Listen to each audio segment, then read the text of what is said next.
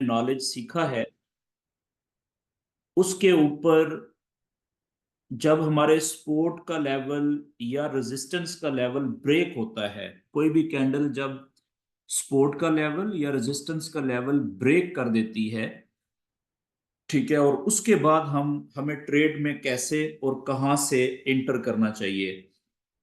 ये बीच में जो दोस्त अब हैंड रेस कर रहे हैं उनसे गुजारिश है कि या तो आप जल्दी से अपना क्वेश्चन कर लें या बीच में फिर आपने ये नहीं करना। अगर कोई क्वेश्चन है तो फिर वो सेशन के आखिर में आप कीजिएगा। अगर आप समझ रहे हैं कि बहुत ही ज्यादा जरूरी क्वेश्चन है तो अभी कर लें, पहले में कहें जल्दी जल्दी।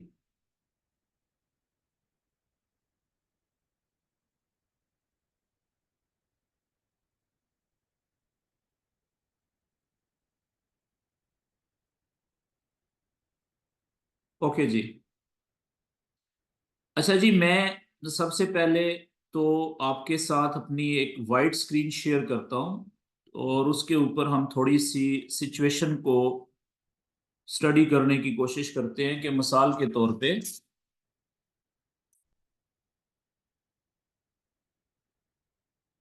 एक मैं स्पोर्ट का लेवल बनाता हूं। फर्ज करें कि ये हमारा एक सीधा हॉरिजेंटल सपोर्ट का लेवल है और एक हमारा रेजिस्टेंस का लेवल है।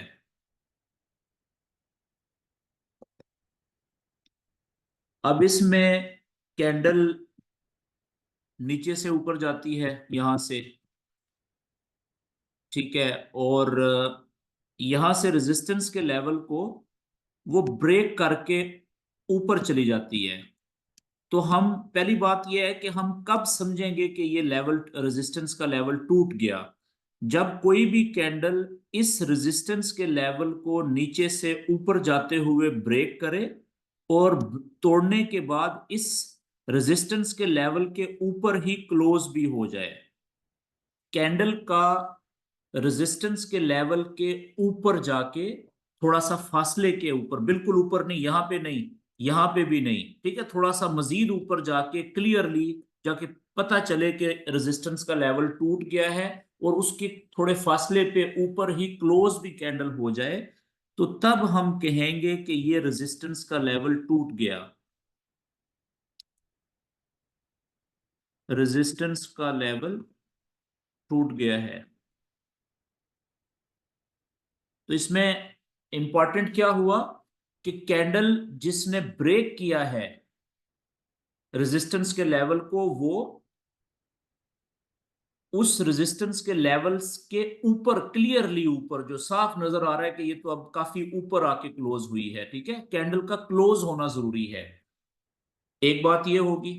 अच्छा, अब ये जो लेवल था रेजिस्टेंस का, जो यहां पे पहले काम कर रहा था रेजिस्टेंस का, यहां पे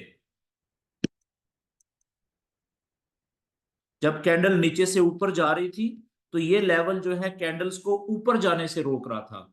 लेकिन जब इस कैंडल ने रेजिस्टेंस के लेवल को ब्रेक कर दिया तो अब यही जो लेवल है ये अब सपोर्ट का किरदार अदा करेगा, क्योंकि अब कैंडल इस लेवल के ऊपर क्लोज हो गई है ना यहाँ पे।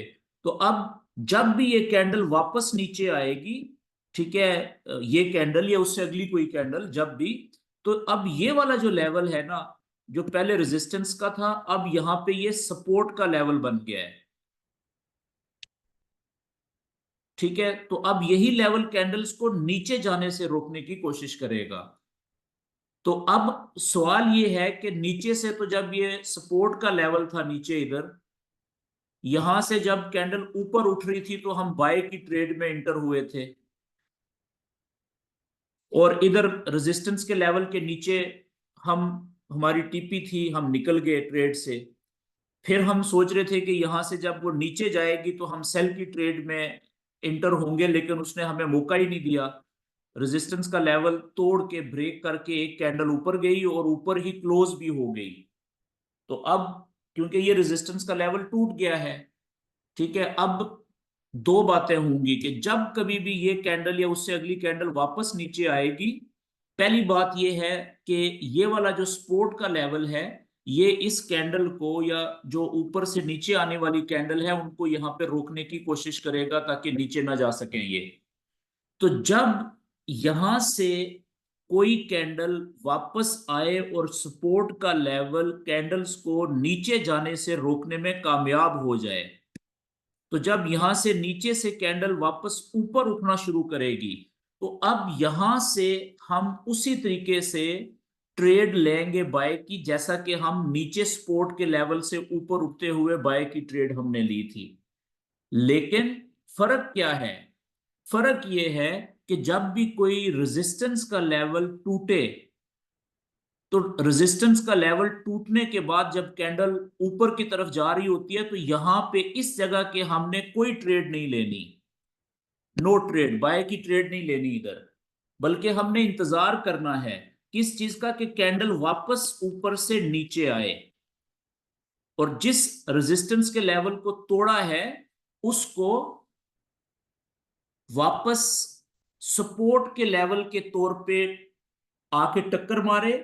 और जब हम ये देखें कि ये सपोर्ट का लेवल इसको नीचे जाने से रोक चुका है, जैसे ही कैंडल यहां से वापस ऊपर की तरफ उठना शुरू हो, तो यहां से फिर हम बकायदा जिस तरह से स्पोर्ट स्ट्रांग सपोर्ट के लेवल से ऊपर उठते हुए हम बाय की ट्रेड लेते हैं, तो वो ट्रेड हम बाय की यहां से लेंगे।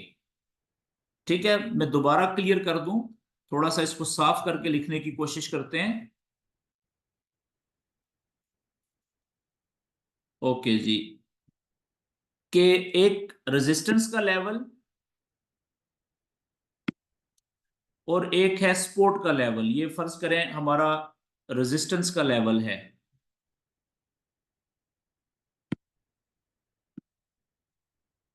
सीधा रेजिस्टेंस का लेवल, और ये हमारा नीचे है सपोर्ट का लेवल।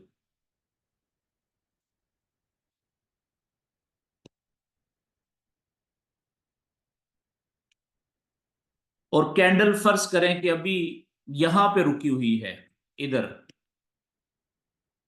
यहां से जिस वक्त ये सपोर्ट का लेवल है, जैसे ही हमें कोई कंफर्मेशन मिलेगी कि कैंडल यहां से ऊपर उठने लगी है, तो यहां से हम बाय की ट्रेड में इंटर होंगे, ये बात तो तय होगी। ठीक है, फर्ज करें आहिस्ता आहिस्ता करते करते ये इधर पहुंचती है यहाँ पे, तो अब हम क्या एक्सपेक्ट कर रहे हैं? हम तो ये एक्सपेक्ट कर रहे हैं ना, यहाँ पे 50-50 चांस है, अब 50% चांस है कि ये कैंडल यहां से रेजिस्टेंस को तोड़ के ऊपर नहीं जा सकेगी, तो फिर वापस नीचे आना शुरू हो जाएगी। और 50% चांस इस बात के भी हैं कि ये कैंडल यहां से रेजिस्टेंस के लेवल को तोड़ेगी। ये कैंडल से मुराद ये एक या उससे अगली या उससे अगली या कोई भी कैंडल, ठीक है, यहां से इसको तोड़ेगी और ऊपर जाके रेजिस्टेंस के लेवल को तोड़ के और उस लेवल के ऊपर ही जाके क्लोज भी हो जाएगी कैंडल। तो हम क्या समझेंगे फिर कि रेजिस्टेंस का लेवल टूट गया। तो जैसे ही रेजिस्टेंस का लेवल टूटा, फर्ज करें कैंडल ऊपर जा रही है, तो आपने यहां पे बाय की ट्रेड में इंटर नहीं होना, इस जगह के ऊपर आपने बाय की ट्रेड में इंटर बिल्कुल भी नहीं होना। ठीक है जी, बल्कि क्या करना है, आपने वेट करना है कि कैंडल वापस आए। जब नीचे आए, हमें नहीं पता कब आएगी, हो सकता है फौरन आ जाए, हो सकता है 2-4 घंटों में आए। जब वापस आए ना, ठीक है, और जिस रेजिस्टेंस के लेवल को तोड़ा है उसको यहां पे सपोर्ट बना ले। जब हमें पता चल जाए कि अब यहां से कैंडल नीचे जाने की बजाय वापस ऊपर की तरफ उठना शुरू हो गई है, तो यहां से हम बाय की ट्रेड में इंटर होंगे, बिल्कुल उन्हीं शराइत को सामने रखते हुए जैसा कि नीचे सपोर्ट के लेवल से हमने ऊपर कैंडल के ऊपर उठते हुए हमने बाय की ट्रेड ली थी, कोई कंफर्मेशन देख के। क्लियर होगी बात? तो अब फिर इंपॉर्टेंट क्या हुआ कि जब भी कोई रेजिस्टेंस का लेवल टूटता है, तो कैंडल रेजिस्टेंस के लेवल को तोड़ के जब ऊपर जा रही होती है, तो हमने अचानक बाय की ट्रेड में नहीं इंटर होना, बल्कि वेट करना है कि वो कैंडल वापस आए और उसी टूटे हुए लेवल को, रेजिस्टेंस के लेवल को जो अब सपोर्ट बन चुका है, अगर वो उस सपोर्ट के लेवल को टक्कर मारने के बाद वहां से दोबारा ऊपर उठेगी ना दूसरी दफा, पहली दफा तो वो तोड़ के निकल गई थी, वापस आने का इंतजार किया, तो दोबारा जब उसको टक्कर मार के और रेजिस्टेंस का लेवल जब साबित हो जाए कि अब ये सपोर्ट का लेवल बन गया है और कामयाबी से कैंडल को इसने नीचे जाने से रोक दिया है, तो वहां से जब कैंडल दूसरी दफा ऊपर उठेगी यहां से, तब हमने बाय की ट्रेड में इंटर होना होता है। इस अमल को कहते हैं, अब देखिएगा इस अमल को पूरे को क्या कहते हैं, कि इस जगह के ऊपर लेवल ब्रेक हुआ, लेवल ब्रेक हुआ, लेवल वाज ब्रोकन, यानी कि रेजिस्टेंस का लेवल टूटा था। उसके बाद कैंडल्स वापस आई, वापस आके टूटे हुए लेवल को दोबारा कैंडल ने टच किया। टच करने के बाद जब वही टूटा हुआ लेवल जो पहले रेजिस्टेंस था, अब वो सपोर्ट बन गया, साबित हो गया, तो यहां से जब कैंडल ऊपर उठना शुरू हुई, तो इस जगह से हमने बाय की ट्रेड में एंटर हुए। तो ये जो कैंडल्स ब्रेक किया लेवल, उसके बाद जो वापस आके टच करना होता है, इस अमल को कहते हैं रीटेस्टिंग। कि जब भी कोई लेवल टूटे, उसके बाद फौरन ट्रेड में नहीं इंटर होना, बल्कि इंतजार करना है कि कैंडल्स वापस आके, री का मतलब होता है दोबारा, वापस आके टेस्टिंग का मतलब होता है टच करना, उसी टूटे हुए लेवल को टच करके जब वहां से वापस फिर ऊपर जाने लगेगी ना, तो फिर हम बाय की ट्रेड में एंटर होंगे। क्लियर हो गई जी। यानी ब्रेक लेवल, रेजिस्टेंस का लेवल ब्रेक हुआ, ब्रेक होने के बाद हम वेट करेंगे, अगर वही लेवल सपोर्ट का लेवल साबित हो गया, वापस कैंडल को नीचे जाने से रोक दिया, वहां से कैंडल जब ऊपर उठी, तो तब हम बाय की ट्रेड में एंटर हुए हैं, और वो भी यहाँ पे प्रॉपर कंफर्मेशन देखने के बाद, कोई प्रॉपर कोई सबूत मिलेगा कि हाँ जी, अब हमारे अलावा भी बहुत सारे ट्रेडर यहाँ से बाय की ट्रेड में एंटर होना शुरू हो गए हैं, तो फिर हम बाय की ट्रेड में एंटर होंगे। ये बात क्लियर हो गई। अच्छा, अब फर्ज करें कि यहां से जब ये कैंडल वापस आई थी ऊपर से, तो यहां पे भी दो ऑप्शन थे ना। एक ऑप्शन ये था कि ये कैंडल यहां पे लेवल को तोड़ के नीचे चली जाती इधर, दूसरा ऑप्शन ये था कि यहां से सपोर्ट साबित हो जाती और यहां से वापस कैंडल ऊपर उठती, तो 50-50 थे। तो अगर तो ऊपर उठी, तो फिर तो हम बाय की ट्रेड में एंटर होंगे। लेकिन अगर ऊपर उठने की बजाय इस सपोर्ट के लेवल को तोड़ के नीचे आ गई, तो अब ये वाला लेवल क्या बन गया, जो लेवल पहले सपोर्ट था, अब यही लेवल बन गया यहां पे क्या, रेजिस्टेंस।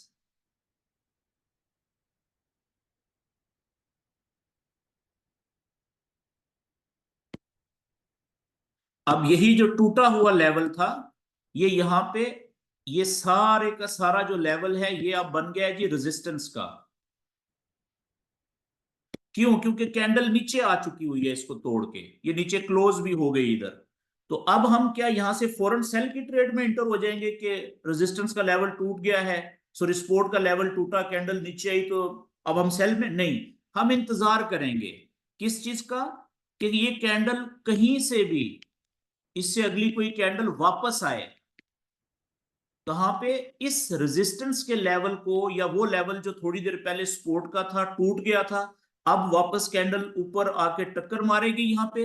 जब हम ये देखेंगे कि यहां से अब ये रेजिस्टेंस के लेवल ने कामयाबी से कैंडल को ऊपर जाने से रोक दिया है, तो जब कैंडल यहां से नीचे जाना शुरू करेगी ना इधर से, तो यहां पे हम प्रॉपर कंफर्मेशन देखेंगे। कंफर्मेशन के बाद हम सेल की ट्रेड में एंटर होंगे, यहां से कहीं से सेल। तो क्या हुआ कि ये ब्रेक हुआ था यहां पे लेवल, उसके बाद हमने इंतजार किया, रीटेस्टिंग हुई, यहां पे कैंडल वापस आके उसी लेवल को टच किया, उसके बाद अगर कामयाबी से नीचे की तरफ जाना शुरू हुआ, तो प्रॉपर कंफर्मेशन वगैरह देखने के बाद हम सेल की ट्रेड में एंटर होंगे। ये बात क्लियर हो गई जी। तो आज के अभी के सेशन में जो अभी तक हुआ, हमने क्या बात देखी, कि जब भी कोई भी, यहां पे मैं लिख देता हूं, बड़ी इंपॉर्टेंट है ये बात, जब भी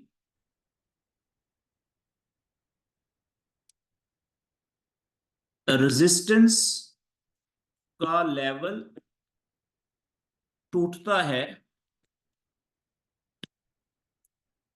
तो हमें फौरन बाय की ट्रेड में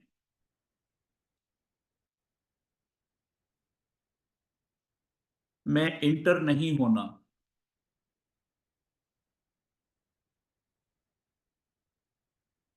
बल्कि हम कैंडल्स के वापस आकर उसी टूटे हुए लेवल को टच करने का इंतजार करते हैं। अगर वहां से कैंडल्स ऊपर उठना शुरू करें या ऊपर जाना शुरू करें तो बाय की ट्रेड लेते हैं जी।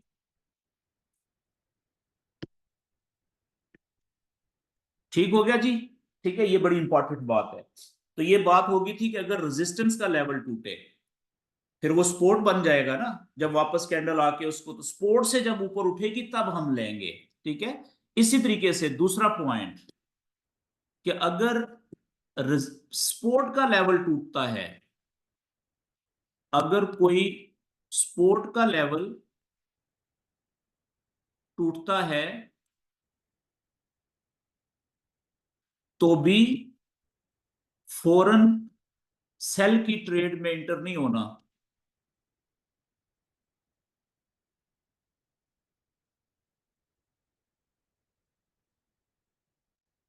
बल्कि रीटेस्टिंग का वेट करना है।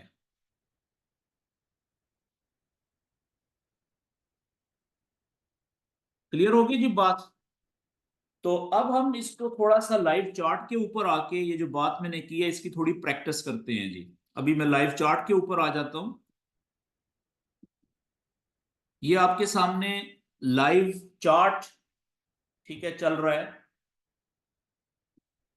नॉलेज मैंने अप्लाई किया हुआ है, गोल्ड का पेयर ओपन किया हुआ है, नॉलेज अप्लाई इस पे हुआ हुआ है जी। ये देखें प्रॉपर लेवल मैंने बनाए हुए हैं।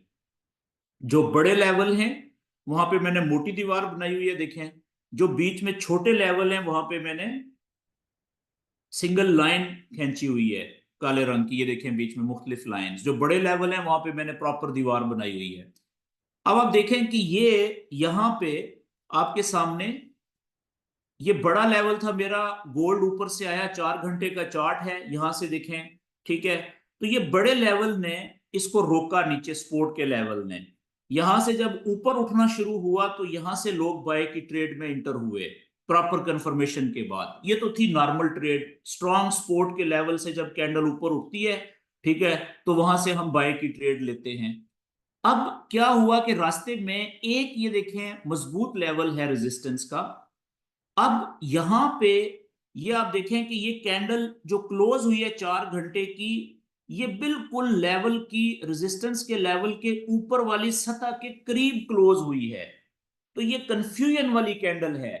ठीक है। अगर ये कैंडल क्लोज होती ना, क्लियरली थोड़ा सा वाजिया तौर पे ऊपर जाके, मिसाल के तौर पे अगर ये कैंडल यहां पे क्लोज होती इस जगह पे, यहां पे, तो फिर हम कहते कि ये लेवल वाकई रेजिस्टेंस का टूट गया है। ठीक है, ब्रेक हो गया है। फिर हम किस चीज का इंतजार करते कि ये कैंडल्स वापस आती यहां से नीचे, इधर ये यही टूटा हुआ लेवल सपोर्ट बनता। तो फिर सपोर्ट से जब ऊपर उठना शुरू होती ना कैंडल, यहां पे प्रॉपर कंफर्मेशन के बाद हम बाय की ट्रेड में इंटर होते। समझ गए। तो अभी क्या है कि अभी हम, क्योंकि ये लेवल जो भी टूटा है रेजिस्टेंस का, इसको हम, मतलब 50-50 है। हो सकता है कि ये ब्रेक हुआ हो सकता है ये लेवल अभी ना टूटा हो। तो अगली कुछ कैंडल्स का हम वेट करेंगे कि वो कैसे बिहेव करती हैं। तो अब इसके लिए फिर हम क्या करते हैं कि ये 4 घंटे का चार्ट है, तो 4 घंटे के चार्ट्स के ऊपर नॉलेज तो अप्लाई हुआ हुआ है, लेकिन मैं इसको मजीद बारीकी में देखने के लिए छोटे चार्ट पे आ जाता हूँ, 1 घंटे के चार्ट पे, इवन इससे भी छोटे 30 मिनट के चार्ट के ऊपर। ठीक है। आप देखें कि 30 मिनट की कैंडल ने भी इसको क्रॉस किया, लेवल को थोड़ा सा ऊपर क्लोज हुई है। तो 19-20 का ही फर्क है, कोई ज्यादा फर्क नहीं है। तो फिर भी हम अगली कैंडल्स के बिहेवियर को देखेंगे कि अगली कैंडल्स क्या करती हैं। अगर अगली 30 मिनट की या इवन इससे भी छोटी 15 मिनट की कोई कैंडल हमें ये शो कर दे, ठीक है, हाँ, अब देखिए 15 मिनट की कैंडल ने, जब हम 15 मिनट की कैंडल में आए हैं तो ये बता रही है कि एक 15 मिनट की कैंडल ने इस लेवल को तकरीबन ब्रेक किया, थोड़ा सा ही ऊपर क्लोज हुई। लेकिन अगली कैंडल बाकायदा सपोर्ट लेके, ये देखें यहां पे, और प्रॉपर ऊपर जाके क्लोज हुई है। ठीक है, तो 15 मिनट की कैंडल वीक कैंडल होती है, उसके ऊपर हम बहुत ज्यादा यकीन तो नहीं करते, लेकिन उसने एटलीस्ट एक छोटी सी इंडिकेशन जरूर दी है, इशारा जरूर दिया है कि शायद आगे चल के ये लेवल, बड़ी कैंडल्स भी इसको सपोर्ट का लेवल बना लें। और अभी देखें ये 15 मिनट की एक कैंडल वापस नीचे आई और इसी लेवल ने देखें उसको नीचे जाने से रोका है। तो अगली कुछ कैंडल्स 15 मिनट की या एक से दो कैंडल्स हमें 30 मिनट की देखनी पड़ेंगी कि वो क्या करती हैं। अभी तक देखें जो 15 मिनट की, 30 मिनट की कैंडल तो एक ही ऊपर क्लोज हुई थी, ये वो बिल्कुल लेवल के ऊपर ही आके क्लोज हुई है। तो अगली कैंडल देखें अभी नीचे जा रही है, अभी हम कंफ्यूज हैं। ठीक है ना, 50-50 है काम। तो जब तक ये लेवल बाकायदा 30 मिनट या कम से कम 30 मिनट या 1 घंटे की कैंडल को रोक नहीं लेता सपोर्ट के तौर पे, उसके बाद जब कैंडल ऊपर उठेगी प्रॉपर कंफर्मेशन देख के हम यहां से बाय की ट्रेड में इंटर होंगे, वरना हम बाय की ट्रेड में इंटर नहीं होंगे, हम वॉच करेंगे। क्यों? क्योंकि जब भी हम ट्रेड लेंगे नॉलेज के मुताबिक, तो उस वक्त ट्रेड लेंगे जब नॉलेज के मुताबिक ज्यादा चांसेस होंगे कि ये ट्रेड प्रॉफिट में जा सकती है, वरना हम ट्रेड नहीं लेंगे, हम सीखेंगे, वेट करेंगे। ये बात क्लियर होगी जी? तो अभी भी देखें कि 30 मिनट की कैंडल भी शो कर रही है कि इसका ज्यादा जोर अभी फिलहाल नीचे की तरफ ही लग रहा है, तो इसलिए हम जल्दी में यहां से ना बाय की ट्रेड में इंटर होंगे और ना सेल की ट्रेड में इंटर होंगे। अब हम आते हैं पीछे, ये आप देखें 30 मिनट का चार्ट, बल्कि मैं एक एक घंटे के चार्ट में आ जाता हूं थोड़ा सा पीछे। ये जो अभी हमने सीखा है, आप देखें ये कैंडल्स ऊपर से आई थी, ठीक है जी, ये आप देखें कि ये ऊपर गई थी कैंडल एक, ये लेवल था, इसको इसने ब्रेक किया था। ठीक है, 1 घंटे का चार्ट है, नॉलेज 4 घंटे के चार्ट पे अप्लाई हुआ हुआ है। तो ये ऊपर कैंडल गई थी, वापस आई, ये देखें ये लेवल जो सपोर्ट का था ब्रेक हुआ ये कैंडल, उसके बाद अगली कैंडल नीचे गई। अब हम कहेंगे कि ये हमारा सपोर्ट का लेवल ब्रेक हो गया। ठीक है, तो अभी हम सेल की ट्रेड में यहां से इंटर नहीं हुए, बल्कि हमने वेट किया, कैंडल्स देखें वापस आई ऊपर, 1 2 3, और बकायदा ये अब जो सपोर्ट का लेवल पहले था, अब वो यहाँ पे रेजिस्टेंस का लेवल अपने आप को साबित कर रहा है। तो यहां से जब कैंडल्स ने नीचे जाना शुरू हुई, रेजिस्टेंस के लेवल को बकायदा रीटेस्ट करके, देखिए रीटेस्टिंग हुई है दोबारा टच करने के बाद, तो इधर से यहां से कहीं से हम सेल की ट्रेड में इंटर हुए। कहां से? प्रॉपर हमने फॉलो किया, यहां पे कोई कंफर्मेशन वगैरह देखी, इस जगह से हम सेल की ट्रेड में इंटर हुए। ठीक है, तो अब फिर अगली हमारी टीपी यहां पे थी, स्टॉप लॉस हमारा कहां पे होना चाहिए था? रेजिस्टेंस का ऊपर वाली सतह से, यहां पे 15 से 20 पीस यहां पे ऊपर हमारा एसएल था। ठीक है, तो इस तरीके से आप देखें यहां पे बकायदा रीटेस्टिंग हुई है। थोड़ा सा आगे चलते हैं जी। अच्छा, नीचे आप देख लें कि यहां से इस कैंडल ने काफी नीचे आई, सपोर्ट के लेवल को ब्रेक किया और क्लियरली काफी नीचे देखें, थोड़ा सा नीचे क्लोज भी हुई है। तो हमने फर्ज कर लिया, तस्वर कर लिया इस कैंडल को कि इसने लेवल को ब्रेक कर दिया सपोर्ट को।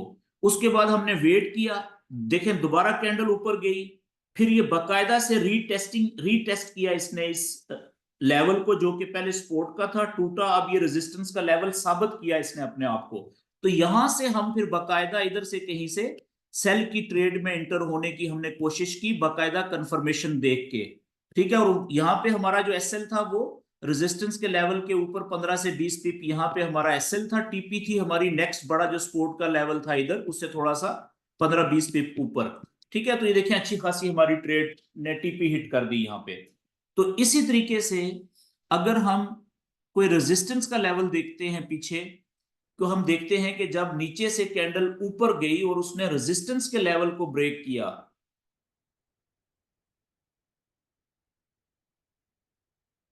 यहां पे आप देखें कि इस जगह के ऊपर कैंडल नीचे से ऊपर गई।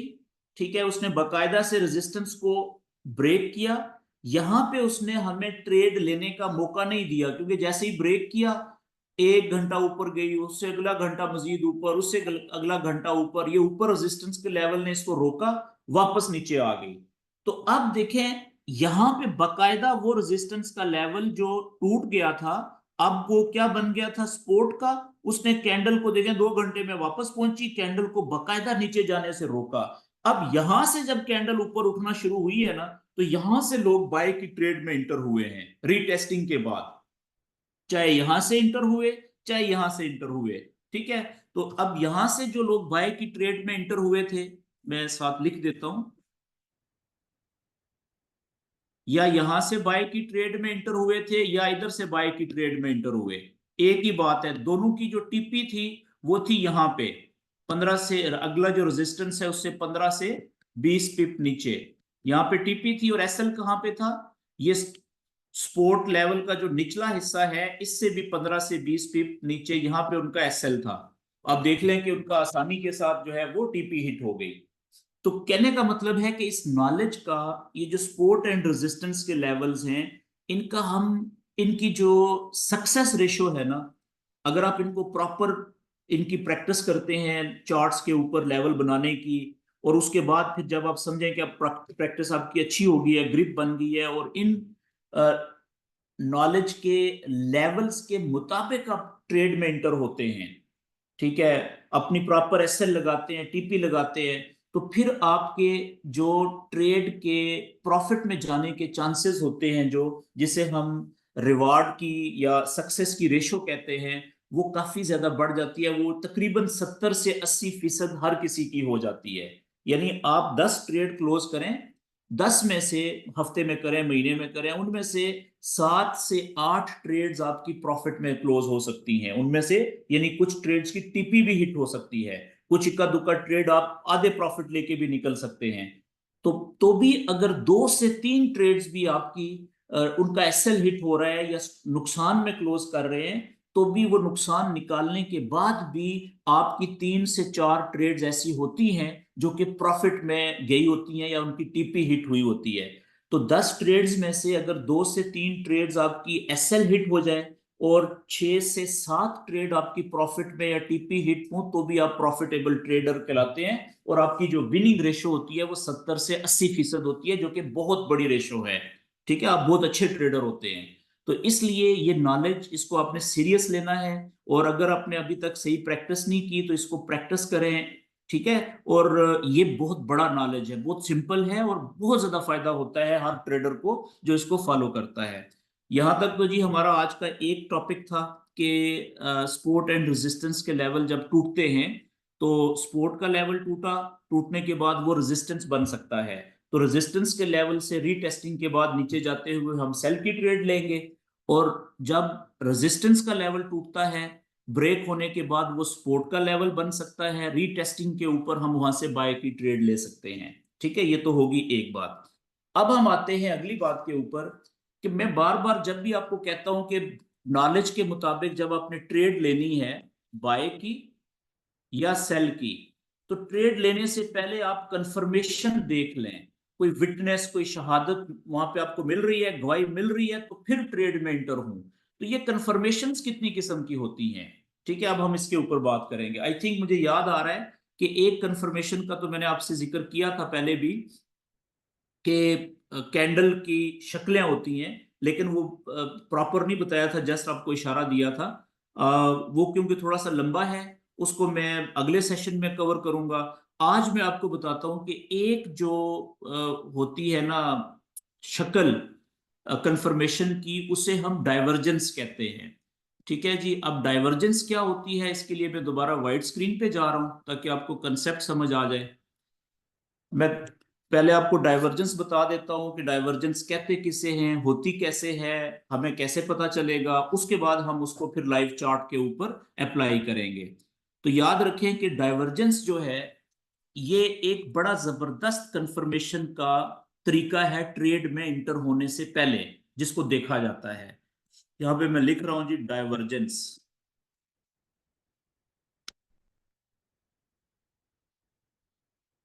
डाइवर्जेंस का उर्दू में मतलब है इख्तलाफ या फर्क, डिफरेंस। ठीक है जी। अब फॉरेक्स में डाइवर्जेंस क्या होती है, देखें, होता क्या है फॉरेक्स में कि अभी तक हम जब भी किसी पेयर की कीमत को ऊपर जाते हुए या नीचे जाते हुए देखते हैं तो हम किस पेज पे जाके देखते हैं, चार्ट के ऊपर। तो चार्ट के ऊपर हमें कैंडल्स नजर आ रही होती हैं, कैंडल्स ऊपर जा रही हैं, ठीक है जी, कैंडल्स नीचे आ रही हैं, प्राइस अगर नीचे जा रही है तो कैंडल्स नीचे आती हैं, ऐसा ही है ना। तो मिसाल के तौर पे ये कुछ कैंडल्स की मूवमेंट है, मैंने वो बनाई। अब इसमें आप गौर करें अगर, तो आपको कुछ चीज कॉमन नजर आएगी हर दफा कैंडल की मूवमेंट में। वो कॉमन चीज क्या है? कॉमन चीज ये है कि यहाँ पे कैंडल ने पहली दफा ये जो चोटी बनाई, ठीक है जी, ये पहली चोटी थी। उसके बाद कैंडल्स नीचे आई, फिर वापस गई ऊपर, तो कैंडल्स ने दूसरी चोटी बनाई, ये दूसरी चोटी है, पीक कह लें आप। उसके बाद कैंडल्स नीचे आई, वापस ऊपर गई, तो उन्होंने ये तीसरी चोटी बनाई, पीक है ना। लेकिन इन तीनों पीक्स में एक चीज कॉमन है कि पहली जो चोटी थी वो सबसे ऊंची थी हाइट पे, दूसरी चोटी उससे नीचे थी, तीसरी चोटी उससे भी नीचे है। ये बात यहां तक क्लियर हो गई जी? ओके। अच्छा, डाइवर्जेंस के अंदर दो चीजें इस्तेमाल होती हैं। हम डाइवर्जेंस में दो चीजें इस्तेमाल करते हैं। डाइवर्जेंस में ये उर्दू में लिख देता हूं मैं।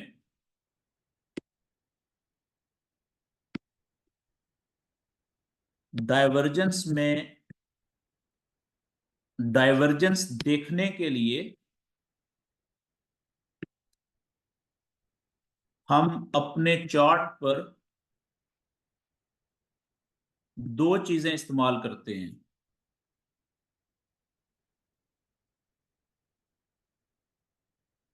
दो चीजें इस्तेमाल करते हैं। दो चीजें कौन सी हैं? एक तो होता है चार्ट, प्राइस चार्ट जिसे कहते हैं, कैंडल्स वाला चार्ट जो आप देखते हैं, ठीक है जी, जो ऊपर मैंने नक्शा भी बनाया कैंडल्स का। और दूसरी चीज हम इस्तेमाल करते हैं कोई भी एनी मोमेंटम इंडिकेटर।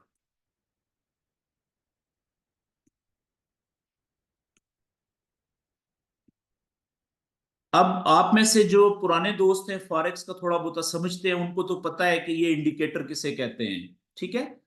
जो नए दोस्त हैं उनको मैं ये बताना चाहता हूं कि कुछ सॉफ्टवेयर्स हैं जो बहुत सारे जो ट्रेडिंग के एक्सपर्ट होते हैं उन्होंने बनाए होते हैं सॉफ्टवेयर, उनको उन्होंने कमांड दी हुई होती है, वो चार्ट के साथ उन्होंने लगाए होते हैं, पक्के सेव किए होते हैं, सेट किए होते हैं चार्ट के ऊपर, इंटीग्रेट किया होता है चार्ट के ऊपर, ठीक है। तो वो फ्री वाले इंडिकेटर भी होते हैं और कुछ पैसे दे के लेने पड़ते हैं, काफी ज्यादा इंडिकेटर्स होते हैं।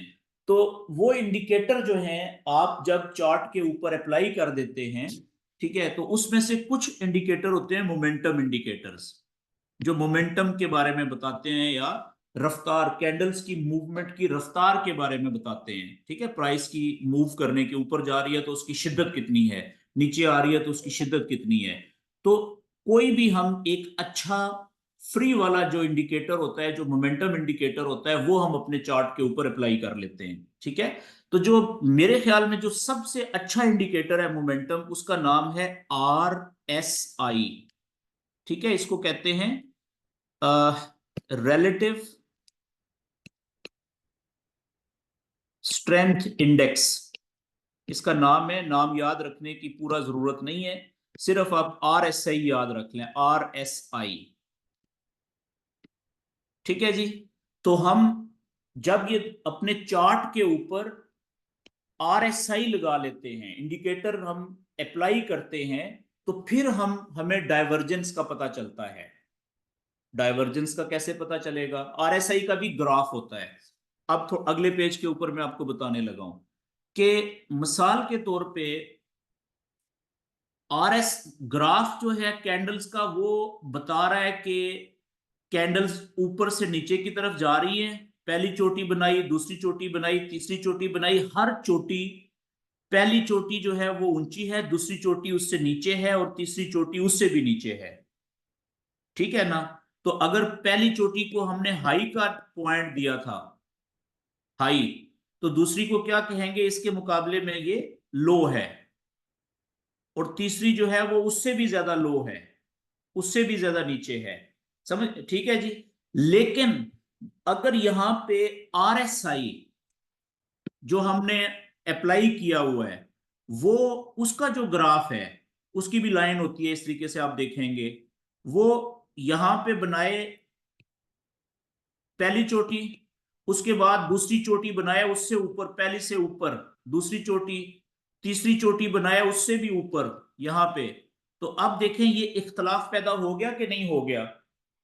ग्राफ कह रहा है कि पहली चोटी ऊंची है, उसके बाद अगली जो हाई पॉइंट है वो पहले से नीचे है, तीसरा जो हाई पॉइंट है वो दूसरे से भी नीचे है। लेकिन जो RSI की ग्राफ है वो कह रहा है कि पहली चोटी नीचे थी, उसके बाद दूसरी चोटी उसके ऊपर थी, और तीसरी चोटी उससे भी ऊपर है, सबसे ऊपर है। तो ये इख्तलाफ हो गया। इस इख्तलाफ को किस में हुआ है? ग्राफ में, कैंडल्स कैंडल्स में। और RSI का जो इंडिकेटर हमने अप्लाई किया है, जो भी आपको मैं बताऊंगा अप्लाई करके, उसमें, तो उसको हम इख्तलाफ कहते हैं। ठीक है? आगे एक साफ स्लाइड के ऊपर दोबारा बताता हूं, उसके बाद आगे चलते हैं। मिसाल के तौर पे हम अपने चार्ट के ऊपर आते हैं, तो वहां पे हम देखते हैं कि जो कैंडल्स हैं, यहां पे मैं लिखता हूं कैंडल्स, और यहां पे मैं नीचे लिखता हूं RSI। ठीक है? कैंडल्स ये कह रही हैं कि पहली चोटी बनी, उसके ऊपर बनी दूसरी चोटी, और तीसरी चोटी बनी उसके ऊपर। कैंडल्स बता रही है कि प्राइस आहिस्ता आहिस्ता ऊपर जा रही है। ठीक है जी। लेकिन RSI का जो ग्राफ है वो इसके उलट बताता है। वो कहता है नहीं भाई, ऐसा नहीं है। ठीक है? ये तो बनी थी यहां पे पहली चोटी, ठीक है, लेकिन अगली चोटी जो है वो पहली से नीचे बनी है, उससे जो अगली है वो दूसरी से भी नीचे बनी है। तो अब इख्तलाफ हो गया कि नहीं हुआ? RSI क्या बता रहा है कि भाई प्राइस आहिस्ता आहिस्ता नीचे की तरफ जा रही है। ठीक है? तो इस चीज को इख्तलाफ कहते हैं। इस इख्तलाफ को हम डाइवर्जेंस कहते हैं। इसका हमें फायदा क्या होता है? फायदा ये होता है कि मैंने आपको बताया कि जो RSI है वो शिद्दत को बता रहा है। शिद्दत यानी मोमेंटम, कैंडल की मूव करने की। वो ये कह रहा है कि भाई बेशक कैंडल्स ये बता रही हैं कि प्राइस ऊपर जा रही है, मजीद ऊपर जा रही है, मजीद ऊपर जा रही है, लेकिन ऊपर जाने की शिद्दत उसकी खत्म हो रही है, कम हो रही है। ये कौन बता रहा है? RSI का ग्राफ बता रहा है। तो ज्यादातर केसेस में, बहुत ज्यादा चांसेस इस बात के होते हैं कि अल्टीमेटली मार्केट ने, कैंडल्स ने भी उधर ही मूव करना है जिस तरफ हमारा RSI का इंडिकेटर बता रहा है। तो हमें वक्त से पहले पता चल गया कि कैंडल्स तो बता रही हैं कि ऊपर जा रही हैं, ठीक है, नई चोटी बना रही हैं, नई पीक बना रही हैं। लेकिन RSI कह रहा है कि नहीं, इसकी जो चोटियां हैं वो तो हर नई चोटी पहली चोटी से नीचे बन रही है। तो वहां पे हमें फिर, अगर हमारा टेक्निकल नॉलेज भी ये कह रहा है कि अब सेल की ट्रेड लेनी चाहिए, तो फिर हमें ये कंफर्मेशन मिल गई ना RSI की, तो हमें ले लेनी चाहिए प्रॉपर जगह से। ठीक है जी। इसको हम इख्तलाफ करते हैं। इसकी सही आपको समझ आएगी अभी लाइव चार्ट के ऊपर, कंसेप्ट आपको पता चल गया। अब हम आ जाते हैं जी लाइव चार्ट के ऊपर, और देखते हैं कि डाइवर्जेंस हमें कैसे मिलेगी किसी भी चार्ट के ऊपर। ठीक है? मिसाल के तौर पे हम गोल्ड की ही बात कर लेते हैं। ये देखें, ये वो स्पोर्ट, क्योंकि कंफ्यूजन वाली स्पोर्ट का लेवल था, तो आप देखें 30 मिनट का चार्ट भी, एक कैंडल ऊपर जाके वापस आई, और अगली कैंडल जो है फिर उसको नीचे तोड़ने की कोशिश कर रही है। ठीक है? तो क्योंकि वो क्लियर जो है ऊपर उसने क्लोज नहीं किया था, ब्रेक नहीं किया था 1 घंटे की कैंडल ने भी, तो इसलिए ये कंफ्यूजन वाली क्लोजिंग थी। तो इसलिए हम वेट कर, इंतजार किया हमने, बजाय इसके यहां से बाय की ट्रेड लेते और फंस जाते, तो हम इंतजार करेंगे प्रॉपर, जब सही बेस बनेगी यहां से ऊपर निकलेगी तो फिर हम बाय में इंटर होंगे, वरना नहीं होंगे। ठीक है, वरना हम इंतजार करेंगे कि नीचे इसको तोड़े, तोड़ने के बाद वापस रीटेस्ट करे, ठीक है, रेजिस्टेंस बनाया, वहां से नीचे जाएगी तो सेल की ट्रेड पकड़ेंगे। अदरवाइज अगर ये रुकती नहीं है, रीटेस्ट नहीं करती, सीधा नीचे आ जाती है, तो हम वेट करेंगे अगला सपोर्ट के लेवल को टकरा के, वहां से देखेंगे कि अगर वापस ऊपर उठेगी कंफर्मेशन लेने के बाद वहां से बाय की ट्रेड लेंगे। ओके जी, ये देखें आपके सामने मैंने चार्ट ओपन किया हुआ है 1 घंटे का। ठीक है, अब इस चार्ट के ऊपर मैं आरएसआई का इंडिकेटर अप्लाई करने लगा हूं। क्या देखने के लिए? ये देखने के लिए कि क्या यहां पे डाइवर्जेंस है या नहीं है, इख्तलाफ है या नहीं है, किसमें, कैंडल्स में, और जो हमारी आरएसआई का इंडिकेटर हम लगाएंगे। तो इंडिकेटर्स अप्लाई करने के लिए आप देखें, ये investing.com की वेबसाइट के ऊपर, ये चार्ट वाले, टेक्निकल चार्ट वाले पेज के ऊपर, यहां पे इस जगह पे देखें जहां पे मेरा माउस है, ये एक छोटा सा ग्राफ बना हुआ है। जैसे मैं माउस ग्राफ के ऊपर लेके गया तो यहाँ पे लिखा हुआ आ गया इंडिकेटर्स स्लैश। ठीक है, आपने इस छोटे ग्राफ को क्लिक करना है। तो यहां पे जैसे ही आपने क्लिक किया तो देखें ये हेडिंग है इंडिकेटर्स की, और नीचे काफी ज्यादा, को 100-150 तकरीबन, या 50-100 के करीब मुख्तलिफ नामों से डिफरेंट इंडिकेटर्स हैं। ठीक है, तो आपने क्या करना है, यहाँ पे ऊपर सर्च बार है, यहाँ पे आरएसआई लिखना है, सिंपल आरएसआई। ठीक है, तो ये देखिए नीचे लिखा हुआ आ गया रिलेटिव स्ट्रेंथ इंडेक्स, यही आरएसआई होता है। ठीक है, इसको आपने क्लिक कर देना है। जैसे ही आपने इसको क्लिक किया, अब आप देखें कि ये एक काली लाइन आ गई है नीचे। ठीक है, ये हमारा बॉर्डर है। इससे ऊपर कैंडल्स वाला ग्राफ है, और इससे नीचे आपको ये जिस तरह से ईसीजी वाली पट्टी होती है, ठीक है ना, वो जो दिल का इकोग्राफी होती है, टेस्ट होता है जो दिल का, ठीक है, बिल्कुल उसी पट्टी की तरह, ईसीजी की पट्टी की तरह मिलती जुलती ये आरएसआई की पट्टी है नीचे। ठीक है, पिंक कलर की। तो इसके बीच में ये देखें, ये टेढ़ी मेढ़ी लाइन ऊपर नीचे जा रही है, ये आरएसआई की लाइन होती है। ठीक है, अच्छा, इसमें समझने वाली बात क्या है कि आरएसआई की जो पट्टी है ना, आरएसआई इंडिकेटर, इसके 2 लेवल होते हैं। ये आप देख रहे हैं, ये ऊपर वाला लेवल है जो डॉट वाली लाइन बनी हुई है, ऊपर वाला किनारा, ये 70 पे होता है। ये राइट साइड पे फिगर क्या आ रही है, एग्जैक्ट 70 पे होता है, ये बाय डिफॉल्ट सेटिंग होती है। और इस पट्टी का जो नीचे वाला किनारा है आरएसआई का, वो 30 पे उसकी सेटिंग होती है, 30 पे। ठीक है जी, वो नीचे वाला किनारा होता है, ये डॉट्स वाली लाइन देखें इसमें। तो हमने करना क्या होता है डाइवर्जेंस के लिए? डाइवर्जेंस देखने का जो पहला असूल है ना, आपने जब भी ये जो, अच्छा, बीच में आप देखें डाइवर्जेंस पे जाने से पहले कि ये कैंडल मूव कर रही है लाइव, जहां पे लाइव कैंडल चल रही है ना, आप लाइव कैंडल के ऊपर माउस रखें, तो बिल्कुल उसी जगह के ऊपर नीचे आप देखें सीध में, लाइव कैंडल के नीचे आरएसआई की लाइन का मुंह भी है। ठीक है, अब ये आरएसआई की जो लाइन है, ये मूव करती है, ये थोड़ी देर के बाद आप इसको गौर से देखें तो ये अपना मुंह जो है ये ऊपर कर रही है, नीचे कर रही है, कैंडल की मूवमेंट के साथ जुड़ी हुई है, लाइव कैंडल की मूवमेंट के साथ। ठीक है जी, तो अब आगे देखते हैं कि डाइवर्जेंस का बुनियादी असूल ये होता है कि आपने जब भी डाइवर्जेंस उस वक्त देखने की कोशिश करनी है जब आरएसआई की लाइन या तो अपने ऊपर वाला जो लेवल है 70 का, इससे ऊपर हो, या जो नीचे वाला लेवल है 30 वाला, इससे नीचे हो, तब आपने डाइवर्जेंस देखने की कोशिश करनी है। अगर आरएसआई की लाइन 70 के लेवल और 30 के लेवल के बीच में है तो फिर आपने डाइवर्जेंस नहीं देखनी शुरू में। ठीक है, फिर आप गलती कर जाएंगे।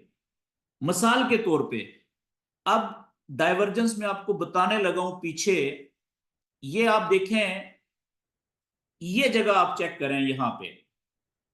ठीक है, पहले आप समझ लें कि डाइवर्जेंस होती क्या है। अब इस जगह के ऊपर जहां पे मैंने ये माउस रखा है नीचे, आरएसआई की जो लाइन है वो 70 से, यानी ये ऊपर वाली जो इसकी सरफेस है, बॉर्डर है, इससे ऊपर गई हुई है ना। ठीक है, तो अब यहाँ पे हम डाइवर्जेंस देख सकते हैं, ढूंढने की कोशिश कर सकते हैं, हो सकता है मिले, हो सकता है ना मिले। ठीक है, अब एग्जैक्ट इसी जगह के ऊपर आप देखें, ऊपर जहां पे कैंडल्स थी, यहाँ पे थी ना, देखें ये बिल्कुल ये वो जगह है। तो कैंडल्स ने यहाँ पे क्या बनाया, पहले ये एक हाई पॉइंट, एक चोटी बनाई पहली। उसके बाद कैंडल्स ने जो अगली चोटी बनाई वो पिछली चोटी से, यानी अगला हाई पॉइंट जो बनाया वो पिछले हाई पॉइंट से बहुत ऊपर बनाया। ये आप देख रहे हैं। ठीक है, तो अब मैं क्या करता हूं कि इन दो हाई पॉइंट्स को जो कैंडल्स के हैं एक लाइन से कनेक्ट करता हूं। ये आप देखें, ये पहला हाई पॉइंट है और ये दूसरा हाई पॉइंट हो गया। तो अब देखें, नीली लाइन से मैंने दोनों पॉइंट्स को कनेक्ट कर दिया। तो वो दोनों जो पॉइंट, ये नीली लाइन क्या बता रही है कि प्राइस किधर जा रही है, ऊपर जा रही है ना प्राइस, यानी आहिस्ता आहिस्ता कीमत ऊपर जा रही है। ये लाइन ये बता रही है पिछला हाई पॉइंट नीचे था, अगला हाई पॉइंट इससे ऊपर है। ठीक हो गया जी।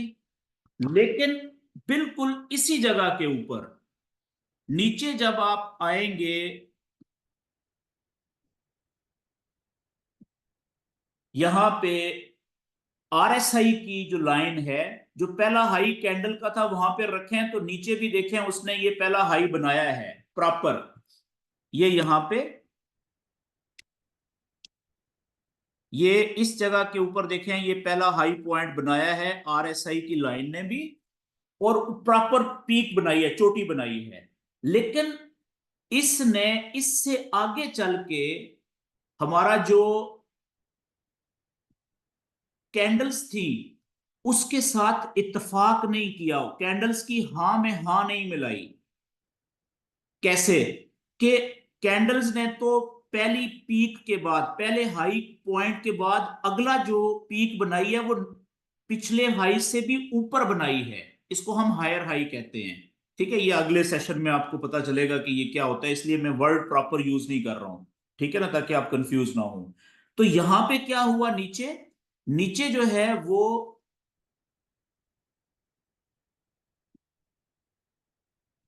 ये मैं लाइनें आप क्रॉस करता हूं जी, हटाता हूं।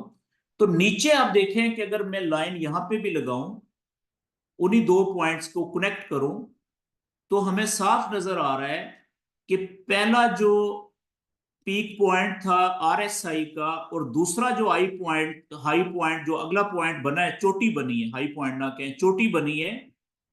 तो अब देखें यहां पे क्या बता रहा है, लाइन देखें नीली, ऊपर देखें कैंडल्स की, कि वो तो बता रहा है कि भाई प्राइस अभी पहली चोटी के बाद अगली चोटी उससे भी ऊपर बनी है, तो इसका मतलब क्या है कि प्राइस ऊपर जा रही है। लेकिन आरएसआई की लाइन देखें, चार्ट के पहली जो चोटी तो बनी थी, लेकिन दूसरी चोटी पिछली चोटी से ऊंची नहीं बनी।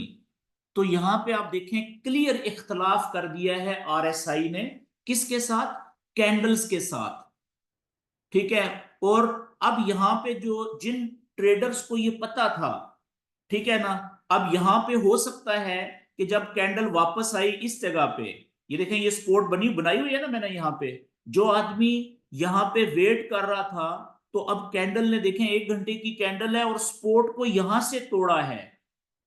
ठीक है, स्पोर्ट के लेवल को नीचे आ गई और फिर जाके उसने कितनी देर के बाद यहां पे रीटेस्ट किया है, देखें रेजिस्टेंस बनाई है। तो जिस आदमी ने डाइवर्जेंस नहीं देखी थी, तो वो बेचारा वेट ही करता रहा, वो इस जगह पे यहां पे नीचे जाते हुए वो सेल की ट्रेड में एंटर हुआ है कितने घंटों के बाद, और कितना नीचे से।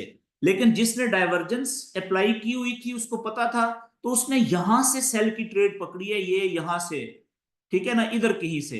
ये जैसे ही इसने सपोर्ट का लेवल तोड़ा है तो वो यहां से इंटर हो गया है इस जगह से। क्यों? क्योंकि देखें नीचे डाइवर्जेंस भी तो उसको नजर आ रही है ना, इख्तलाफ नजर आ गया है। वो ये समझ गया कि कैंडल्स बेशक ये शो कर रही हैं कि प्राइस मजीद ऊपर जा सकती है, लेकिन अब मजीद ऊपर जाने की जो रफ्तार है, शिद्दत है, वो कम हो चुकी है। यानी लोगों का, ट्रेडर्स का मजीद बाय की ट्रेडें लेने का इंटरेस्ट खत्म हो गया है, ये कम हो गया है, अब नीचे जा सकती है। तो आप चेक करें कि जब यहां से प्राइस गिरी है तो कम से कम किसी ने प्रॉफिट लिया होगा तो यहां पे रुका होगा ना। लेकिन जो थोड़ा सा प्रॉपर एसएल और टीपी के साथ था, यहां से जो सेल की ट्रेड लगी थी उसका एसएल कहां पे होना था, इधर होना था।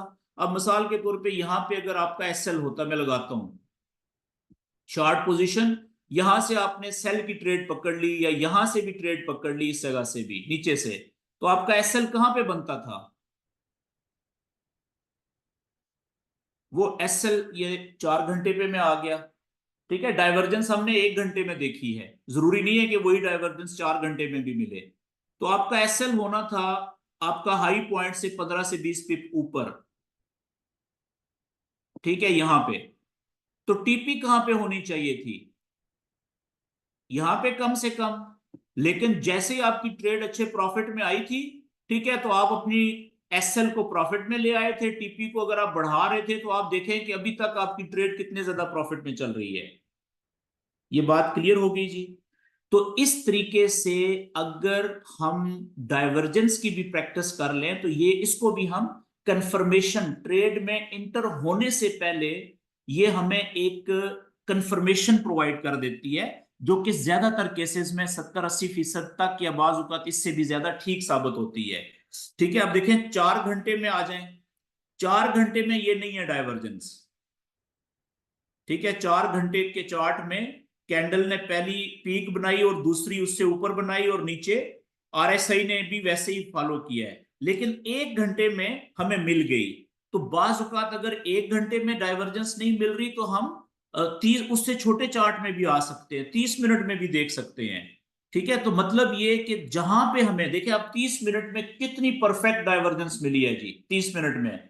ये चेक करें, कैंडल तो पिछला लो पॉइंट है या हाई है और अगला दूसरा पॉइंट उससे भी ऊंचा है, लेकिन कैंडल ने 30 मिनट में देखें 70 के लेवल से ऊपर है और पहला हाई पॉइंट है और अगला जो है उसने पिछले से भी नीचे बना दिया, ये देखें। तो 1 घंटे में भी और 30 मिनट में भी देखें कितनी जबरदस्त डाइवर्जेंस मिली है यहां से। और देखते हैं जी कोई मिसाल। ओके जी, हम थोड़ा सा और पीछे आ जाते हैं। ठीक है, हम 1 घंटे के चार्ट पे ही रहते हैं जी। यहां पे आप देखें इस जगह पे,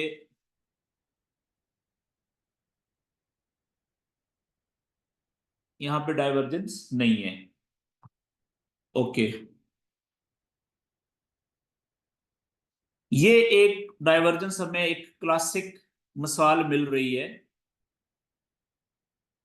यहां पे आप चेक करें, ये इस जगह के ऊपर कैंडल ने, ये मैं ये पॉइंट कनेक्ट करता हूं, ये पहला लो पॉइंट बनाया यानी ऊपर नीचे की तरफ, ठीक है, ये वाला। यहां पे क्योंकि इस जगह पे 30 के लेवल से नीचे निकल चुका है आरएसआई, इसलिए मैं यहां पे डाइवर्जेंस ढूंढने की कोशिश कर रहा हूं। और अगला जो पॉइंट था वो लो पॉइंट बना है पिछले से बहुत नीचे, कैंडल ने देखें यहां पे मैंने दोनों पॉइंट्स को कनेक्ट कर दिया, तो कैंडल्स क्या बता रही हैं कि प्राइस नीचे जा रही है। पहले नीचे गई और उससे मजीद नीचे गई अगले बॉटम के ऊपर यहां पे, ठीक है, नीचे जा रही है। तो एग्जैक्ट इसी जगह के ऊपर आप देखें कि आरएसआई की जो बॉटम्स बने, पहला तो ठीक बना यहां पे, लेकिन जो दूसरा लो पॉइंट है वो लो नहीं बना बल्कि पिछले से ऊपर बना दिया है उसने, यहां पे देखें, ये देखें यहां पे इसने डाइवर्जेंस दे दिया। ठीक है, तो जो ट्रेडर यहां पे बैठे हुए थे, तो अब जो सिर्फ कैंडल्स को देख रहा है वो यहां से परेशान हो रहा है कि ये ना हो कि प्राइस और नीचे चली जाए। ठीक है ना, लेकिन जिसने डाइवर्जेंस ढूंढ ली, ट्रेस कर ली, वो यहां पे इस जगह पे अब बाय की ट्रेड में बैठना शुरू हो रहे हैं यहां से डाइवर्जेंस की बेस के ऊपर। और थोड़ी देर के बाद आप देखें कि जब मार्केट ऊपर गई है, प्राइस गई है, तो कैसे रॉकेट की तरह निकली है ऊपर। ये होता है डाइवर्जेंस का फायदा। बात समझ आ गई? ओके जी, हम थोड़ा और पीछे देखते हैं।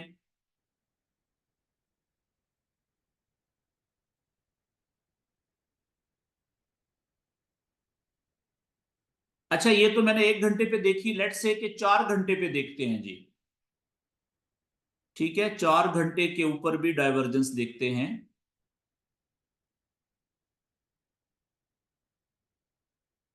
ये आप देखें यहां पे, ठीक है, इस जगह पे आप देखें चार्ट पे कैंडल्स क्या बता रही हैं, पहला पॉइंट नीचे पीक जो थी, उसके बाद कैंडल्स ने देखें अगली पीक कितनी ऊपर जाके बनाई। लेकिन इन्हीं दो पॉइंट्स पे अगर आप आए, अगर मैं इसको लाइन से कनेक्ट करूं, तो ये पिछला कैंडल्स का देखें, पहला हाई पॉइंट और दूसरा हाई पॉइंट कितना ऊपर जाके बना, ठीक है। और लेकिन उसी जगह के ऊपर अगर आप आरएसआई का देखें, क्योंकि आरएसआई भी देखें 70 से ऊपर है, ठीक है ना, तो पहला पॉइंट तो ये बना, लेकिन दूसरा जो पॉइंट था आरएसआई ने कितना नीचे बनाया देखें, बराबर तकरीबन, उसने कितना बड़ा इख्तलाफ दे दिया 4 घंटे में। और उसके बाद फिर यहां से जब ये इख्तलाफ पैदा हुआ तो लोग समझ गए कि भाई कैंडल तो बता रही है कि और ऊपर जा सकती है, लेकिन आरएसआई बता रहा है भाई ऊपर जाने का या बाय की ट्रेड लेने वाले का अब ट्रेडर्स का इंटरेस्ट कम हो गया हुआ है या खत्म हो रहा है। तो जिसने आरएसआई को देखते हुए, डाइवर्जेंस को देखते हुए यहां से सेल की ट्रेड पकड़ी थी, ठीक है, थोड़ा बड़ा एसएल रख के नॉलेज के मुताबिक, अब चेक करें कि फिर मार्केट मूव किधर हुई है, जिधर आरएसआई ने बताया था, ठीक है। और देखिए कितनी ज्यादा फिर मूवमेंट मिली है, ठीक है। नीचे यहां पे भी हमें डाइवर्जेंस मिल गई बाय की ट्रेड लेने के लिए भी। तो इस तरीके से आप ये जो डाइवर्जेंस है इसको भी कंफर्मेशन का सिग्नल ट्रेड लेने से पहले इंतजार इसको यूज कर सकते हैं, ताकि आपके ट्रेड लेने के कॉन्फिडेंस में ज्यादा इजाफा हो जाए, आप भरपूर एतमाद के साथ, भरोसे के साथ फिर ट्रेड ले सकते हैं। लेकिन याद रखें कि ये जितना भी नॉलेज है फॉरेक्स का, इसका मतलब ये हरगिज नहीं है कि ये आपको 100% आपकी ट्रेड फिर प्रॉफिट में जाएगी। आपकी हर ट्रेड, चाहे आप कितने बड़े मास्टर क्यों ना बन जाएं, ठीक है ना, फॉरेक्स के, आपकी कोई भी ट्रेड बगैर किसी वजह के भी नुकसान में जा सकती है, ठीक है। जरूरी नहीं है कि आपको पीछे वजह नजर आए। इसीलिए कहते हैं कि आपको नॉलेज होना चाहिए, परफेक्ट ग्रिप होनी चाहिए, लेकिन हर ट्रेड आपने ये जहन में रखना है कि इसका स्टॉप लॉस जरूर लगाना है, ताकि ज्यादा नुकसान में ना जाए आपकी ट्रेड, थोड़े नुकसान में कट जाए, ताकि आप थोड़ा नुकसान अगली कहीं से भी बेहतर ट्रेड में, एक ही ट्रेड में पूरा कर लेंगे। लेकिन अगर आप स्टॉप लॉस नहीं लगा रहे, नुकसान में ट्रेड नहीं काट रहे, या नुकसान में ट्रेड क्लोज करने का प्लान आपके जहन में नहीं है, तो फिर एक ही नुकसान की ट्रेड हो सकता है आपका बहुत बड़ा नुकसान कर जाए, ठीक है। तो इसलिए आपने कभी भी अपने इस नॉलेज के ऊपर 100% यकीन नहीं करना। करें 80% तक, 90% तक, बहुत अगर करना है तो चले 95% तक यकीन करें। 5 से 10% आपने हर वक्त जहन में यही रखना है कि ये ट्रेड भी आपकी, बेशक ये आइडियल ट्रेड है, हर तरह का नॉलेज आपने अप्लाई किया हुआ है, ठीक है, लेकिन फिर भी ये नुकसान में जा सकती है, आपके खिलाफ जा सकती है। तो इसलिए आपने ये फैक्टर हमेशा जहन में रखना है, चाहे आपको 50 साल ही क्यों नहीं होगे ट्रेड करते हुए, ठीक है। तो ये सुनहरी असूल है फॉरेक्स का कि कभी भी 100% आपने अपने नॉलेज पे एतबार नहीं करना।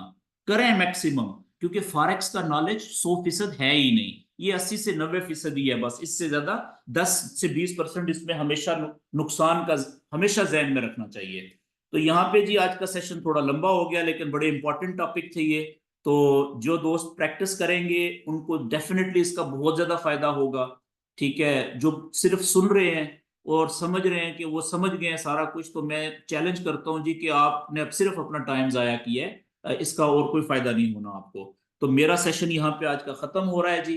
अब आप अपने क्वेश्चन जो करना चाहते हैं, माइक अपने ओपन कर लें, मैंने आप अलाउ कर दिया है आप सब दोस्तों